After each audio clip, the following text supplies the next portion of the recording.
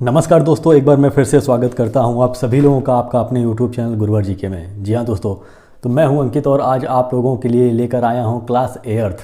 जी हाँ दोस्तों, जैसा कि आप लोग जानते हैं कि हमने एक सीरीज़ का प्रारंभ किया है जिसमें हम एनटीपीसी जीए तथा ग्रुप डी के जीएस की तैयारी करा रहे हैं।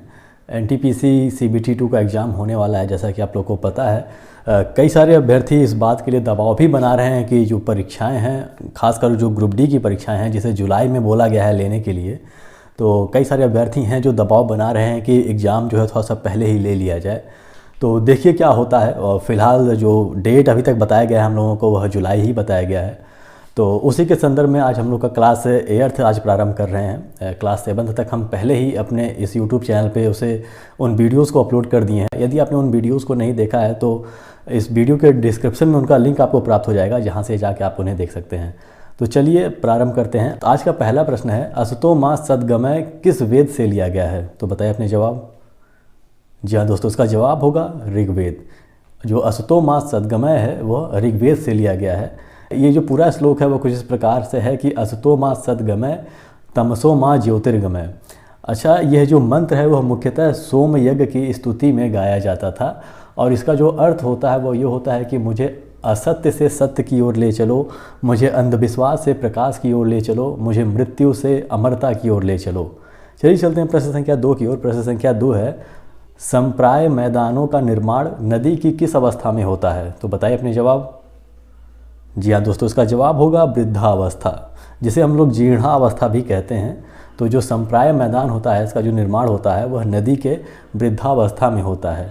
यह मैदान नदियों के अपर्दन का परिणाम है। ये मुख्य रूप से समुद्र के नज़दीक बनती हैं और इसकी आकृति टीलेनुमा होती है और इन्हीं मैदानों को हम लोग संप्राय मैदान कहते हैं। चलिए चलते हैं प्रश्न संख्या 3 की ओर। प्रश्न संख्या 3 है, हमारी वायुमंडल में कितनी प्रतिशत नाइट्रोजन पाई जाती है? तो बताइए अपने जवाब। जी हाँ दोस्तों, इसका जवाब है बी, यानी कि 78%। वहीं यदि ऑक्सीजन की बात करें तो ऑक्सीजन हमारे वायुमंडल में 21% है, आर्गन 0.93% है, कार्बन डाइऑक्साइड 0.03% है और इसी प्रकार से बहुत कम मात्रा में और सभी गैसें मौजूद हैं हमारे वायुमंडल में। चलिए चलते हैं प्रश्न संख्या 4 की ओर। प्रश्न संख्या 4 है, संविधान सभा ने संविधान को अंतिम रूप से कब पूर्ण किया? तो बताइए अपने जवाब।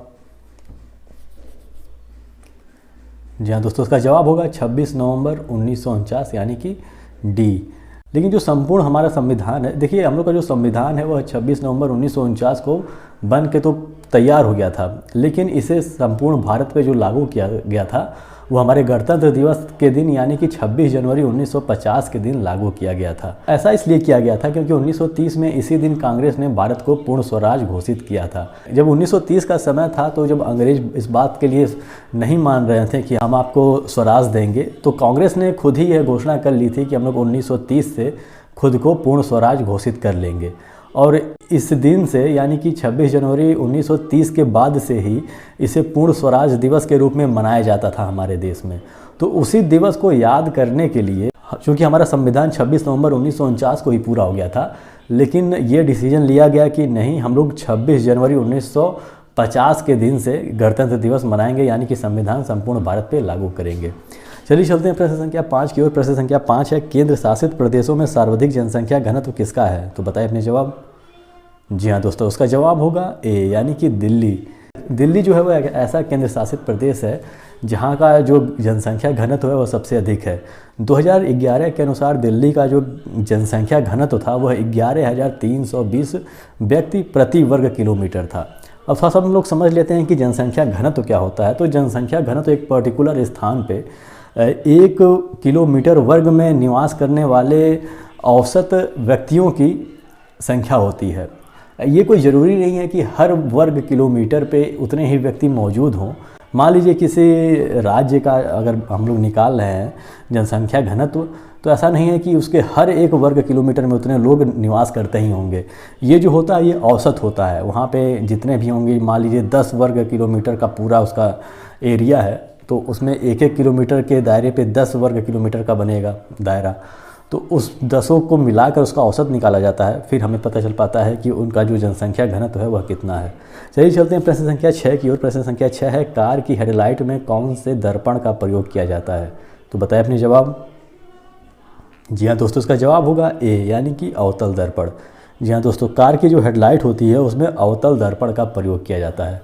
अवतल दर्पण का मतलब ये है कि जो उनके बल्बों के पीछे जो लगा रहता है, जैसे कि आप लोग देखेंगे कटोरे नुमा आकार की एक चमकीली वस्तु आप लोगों को नज़र आएगी, वही उसी की बात कर रहा है, वह अवतल दर्पण होता है। और उसे इसलिए प्रयोग किया जाता है कि जो फोकस लाइट्स का जो फोकस निकले, बल्ब का जो फोकस निकले, उसका फोकस जो रोड है उस पर हो। यदि हम लोग वहाँ पे उत्तल दर्पण का प्रयोग करेंगे तो जो लाइट निकलेगी वह चारों तरफ फैल जाएगी और हमें सामने देखने में कठिनाई होगी, इसलिए उसमें अवतल दर्पण का हम लोग प्रयोग करते हैं। चलिए चलते हैं प्रश्न संख्या 7 की ओर। प्रश्न संख्या 7 है, उत्तर वैदिक काल के सबसे महत्वपूर्ण देवता कौन थे? तो बताइए अपने जवाब। जी हाँ दोस्तों, इसका जवाब होगा सी यानी कि प्रजापति। यदि वैदिक काल के सबसे महत्वपूर्ण देवता की बात करें तो वहीं हम लोग को पता चलता है कि इंद्र थे। इंद्र जो थे वह वैदिक काल के सबसे महत्वपूर्ण देवता थे, लेकिन समय बीतने के साथ ही जब उत्तर वैदिक काल आता है तो उत्तर वैदिक काल के सबसे प्रमुख जो देवता होते हैं वह प्रजापति बन जाते हैं और जिसे सृष्टिकर्ता माना जाता है, यानी कि जिन्हें उन्हें संसार का निर्माण किया है उसे हम लोग प्रजापति के नाम से जानते हैं। चलिए चलते हैं प्रश्न संख्या 8 की ओर। प्रश्न संख्या 8 है, मत्स्य पालन का व्यवसाय किस नाम से जाना जाता है? तो बताएं अपने जवाब। जी हाँ दोस्तों, इसका जवाब होगा बी यानी कि पीसी कल्चर। पीसी कल्चर जो होता है वो मत्स्य पालन का व्यवसाय इसी के नाम से जाना जाता है। वहीं हम बात करें तो जो सेरी कल्चर होता है वह रेशम कीट पालन को कहा जाता है। बीटी कल्चर में अंगूर का उत्पादन किया जाता है और एपी कल्चर में मधुमक्खियों का पालन किया जाता है। चलिए चलते हैं प्रश्न संख्या 8 की ओर। प्रश्न संख्या 8 है, क्षारीय मृदा में किसकी अधिकता से पौधों को नुकसान होता है? तो बताएं अपने जवाब। जी हाँ दोस्तों, इसका जवाब होगा ए यानी कि सोडियम आयन। सोडियम आयन की मात्रा जब मिट्टी में बढ़ जाती है तो जो मिट्टी होती है वह क्षारीय हो जाती है और क्षारीय मिट्टी जो होती है वह पौधों के लिए नुकसानदायक होती है, वह पौधों को गला देती है।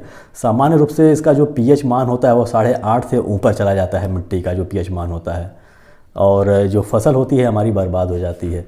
चलिए चलते हैं प्रश्न संख्या 10 की ओर। प्रश्न संख्या 10 है, संविधान सभा अंतिम रूप से आखिरी बार कब मिला? तो बताइए अपने जवाब। जी हाँ दोस्तों, उसका जवाब होगा बी यानी कि 24 जनवरी 1950। जी हाँ दोस्तों, यानी कि गणतंत्र दिवस के 2 दिन पहले एक बैठक बुलाई गई थी जिसमें संविधान सभा के सदस्य मिले थे वहाँ पे अंतिम रूप से, और इसी दिन संविधान पर 284 सदस्यों ने हस्ताक्षर किया था तथा इसी दिन ये डिसाइड हुआ था कि जो हम लोग का जनगण मन होगा वो हम लोग का राष्ट्रगान होगा और जो वंदे मातरम होगा हम लोग के देश का राष्ट्रगीत होगा। चलिए चलते हैं प्रश्न संख्या 11 की ओर। प्रश्न संख्या 11 है, भारत के पड़ोसी देशों में किसका जनसंख्या घनत्व भारत से अधिक है? तो बताइए अपने जवाब।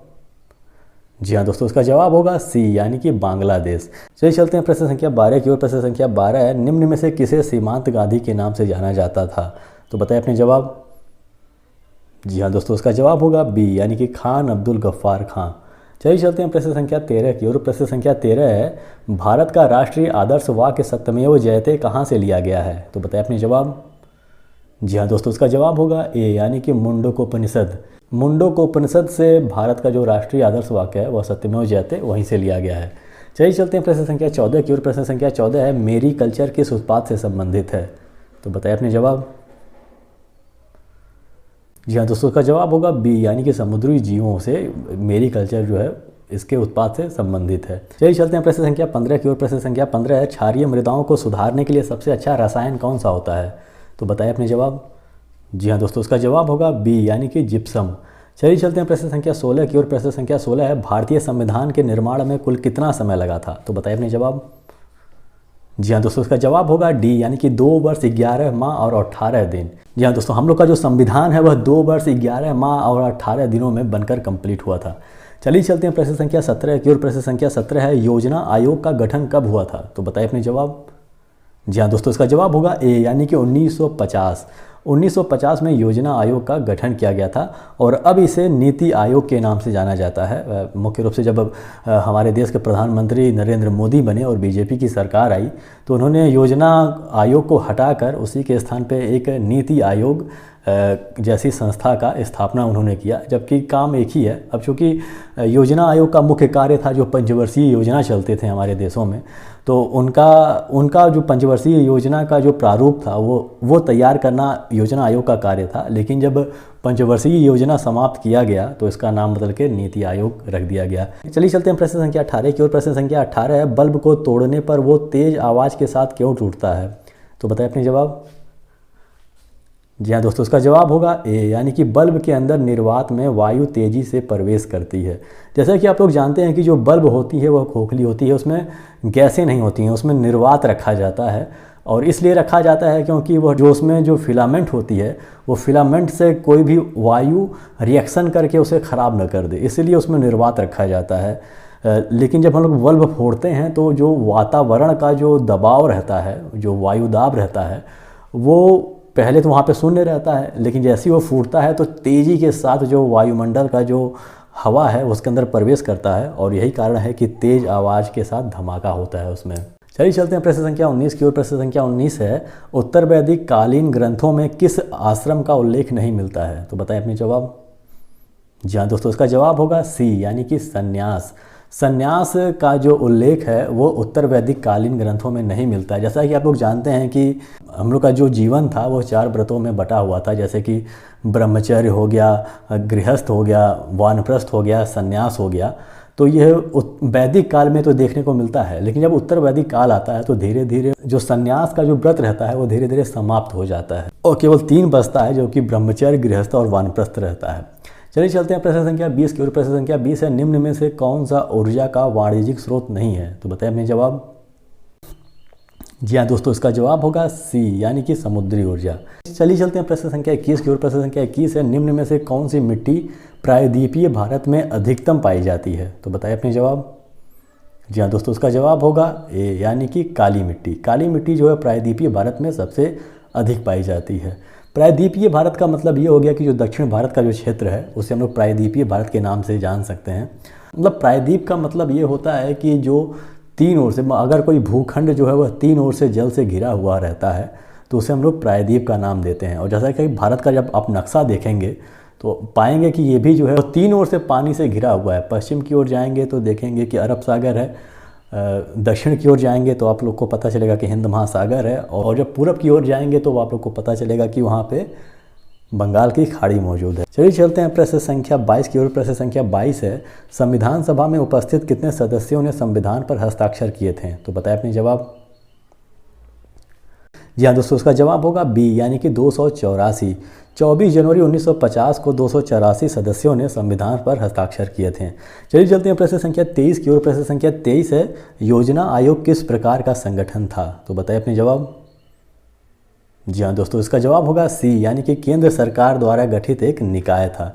जो योजना आयोग था इसका प्रावधान संविधान में नहीं था, यानी कि ये कोई संवैधानिक संस्था नहीं थी। यह केंद्र सरकार की नीतियों को लागू करने के लिए, उसे समझने के लिए, विश्लेषण करने के लिए और किस प्रकार से उसे लागू किया जाए, या फिर देश को किस चीज़ की आवश्यकता है जिसे पंचवर्षीय योजना में शामिल किया जा सके, इस प्रकार के किसी भी संस्था का नामो निशान हमारे संविधान में नहीं मिलता है। चलिए चलते हैं प्रश्न संख्या 24, जो कि आज का अंतिम प्रश्न है।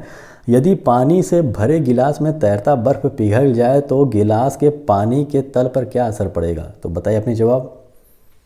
जी हाँ दोस्तों, इसका जवाब होगा सी, यानी कि अपरिवर्तित रहेगा। जी हाँ दोस्तों, यानी कि यदि आप किसी गिलास में पानी है, उसमें आप लोग बर्फ़ डाल दिए हैं, तो जैसा कि आपको पता है कि जो बर्फ़ है वो पानी पे तैरता रहता है, लेकिन जब बर्फ़ पिघल जाएगा तो जो गिलास के पानी का तल होगा वह उतना ही रहेगा, क्योंकि जो बर्फ़ का जो भार रहेगा जब आप उसमें डालेंगे गिलास को, तो बर्फ़ के भार के बराबर ही पानी का तल पहले ही ऊपर आ जाएगा, वो पिघलने का इंतज़ार नहीं करेगा। जैसा कि आर्किमिडीज का सिद्धांत भी है कि जब किसी वस्तु को पूर्णतः या आंशिक रूप से किसी द्रव्य में डुबोया जाता है तो वो जो द्रव्य होता है उसका जो तल है वह ऊपर आ जाता है, और कितना आता है, जितना वस्तु का भार होता है वो उसी हिसाब से उसका जो तल होता है वो भी ऊपर आ जाता है। तो इसी के साथ आज का अंतिम प्रश्न समाप्त होता है। आशा करता हूँ कि आज की वीडियो आप लोग को पसंद आई होगी और अच्छी भी लगी होगी। यदि अच्छी लगी तो इसे लाइक कर दीजिए, हमारे चैनल को सब्सक्राइब कर दीजिएगा और बेल आइकन भी प्रेस कर दीजिएगा, ताकि जब हम नई वीडियो लेकर आएँ तो उसकी जानकारी आपको हो सके। तो हमारे साथ बने रहने के लिए बहुत बहुत धन्यवाद। मिलते हैं अपने अगले वीडियो में।